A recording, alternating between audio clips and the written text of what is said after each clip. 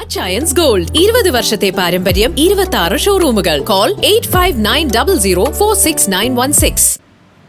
നഗരസഭാ പരിധിയിൽ ഇറച്ചിവിലയിലുണ്ടായ വർധനയും ഹോട്ടലുകളിലെ വ്യത്യസ്ത നിരക്കുകൾ ഈടാക്കുന്നതുമായ പരാതികളുടെ അടിസ്ഥാനത്തിൽ നഗരസഭാ ചെയർപേഴ്സന്റെ നേതൃത്വത്തിൽ യോഗം നടത്തി.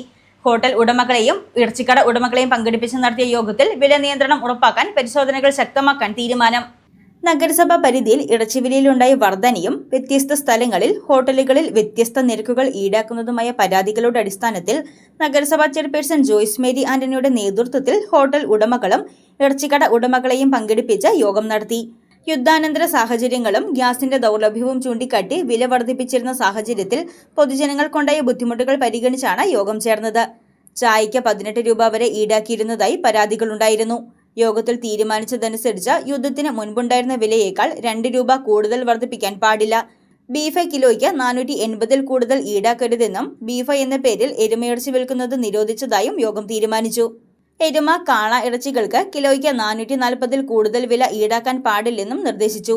ഹോട്ടലുകളിലും ഇറച്ചിക്കടകളിലും വിലവിവര പട്ടിക നിർബന്ധമായും പ്രദർശിപ്പിക്കണമെന്നും യോഗം നിർദ്ദേശിച്ചു.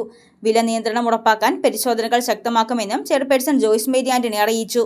നഗരസഭാ പരിധിയിലുള്ള ഹോട്ടലുകളിൽ അതുപോലെ തന്നെ ഇറച്ചി, മീൻ, മത്സ്യ മാംസങ്ങൾക്ക് അനിയന്ത്രിതമായ വിലക്കയറ്റം എന്നുള്ളൊരു പരാതിയാണ് വരുന്നത്.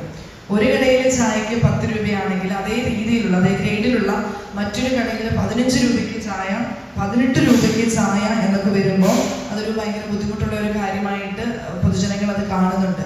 അപ്പോൾ ഇതൊരു അനിയന്ത്രിതമായിട്ട് ഒരു യൂണിഫോമിറ്റി ഇല്ലാത്ത രീതിയിലാണ് ഈ ഒരു വിലക്കയറ്റം വന്നിരിക്കുന്നത്. അപ്പോൾ നിങ്ങളുടെ അവസ്ഥ എങ്ങനെയാണെന്ന് എനിക്കറിയില്ല.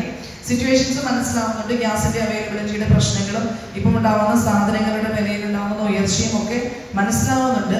പക്ഷെ ഇന്ന് നമ്മൾ ഇവിടെ നിന്നും ഒരു തീരുമാനം എടുത്തിട്ട് വേണം പുറത്തേക്ക് ഇറങ്ങാനായിട്ട്. നമുക്കൊരു വില നിശ്ചയിക്കുന്നതിൽ ഒരു യൂണിഫോം ആയിട്ട് എല്ലാം വില നിശ്ചയിച്ചു പോകാനില്ല. അറ്റ് ദ സെയിം ടൈം കടകളുടെ ഗ്രേഡും കൂടെ നമുക്ക് വേണമെങ്കിൽ കൺസിഡർ ചെയ്തിട്ട് ഒരു എമൗണ്ട് നിശ്ചയിച്ചിട്ട് പോകുന്നതായിരിക്കും.